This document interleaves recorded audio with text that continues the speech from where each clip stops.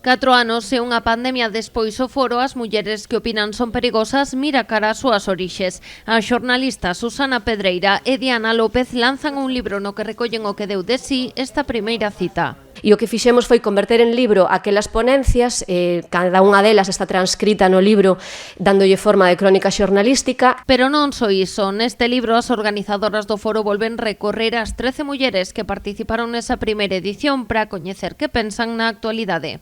Con todas elas volvimos falar e convertemos en preguntas as súas afirmacións naquel 2018 para saber como están elas, como pensan elas 4 anos e unha pandemia despois, para saber se aquelo que aquí dixeran sobre aqueles temas que reflexionaran pois siguen pensando o mesmo ou non, como mulleres, como feministas e como xornalistas. E o resultado deste libro... A obra está dividida en 15 capítulos que recollen os relatorios e as 2 mesas redondas que incluiu aquela primeira programación.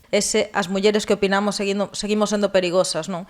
É unha reflexión que é importante 4 anos e unha pandemia despois, porque, bueno, estes 2 anos e pico que levamos de pandemia foron tamén fundamentais, non precisamente a nivel positivo para as mulleres xornalistas, para as mulleres que fixemos doble xornada, que teletraballamos. Segundo Pedreira e López, as mulleres que opinan son perigosas naceu como un berro ás portas dun 8M, Día Internacional da Muller do 2018, que foi un histórico punto de inflexión pro movemento feminista, cando se convocou a primeira folga.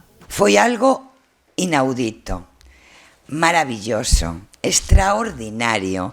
No Teatro Principal hubo un nivelazo de reflexións, de participantes, de aportacións que nos convertiu no centro do debate sobre opinión, columnismo e mulleres, non? E iso fixo que Pontevedra sexa protagonista e pioneira, entre outras moitas cousas, tamén na defensa do feminismo e na visibilización da necesidade de que as mulleres que representan máis do 50% da población teñan presencia nos medios de comunicación. Pendente aínda de fixar datas, as organizadoras adiantan que o foro terá unha 5ª edición recuperando a presencialidade no Teatro Principal de Pontevedra.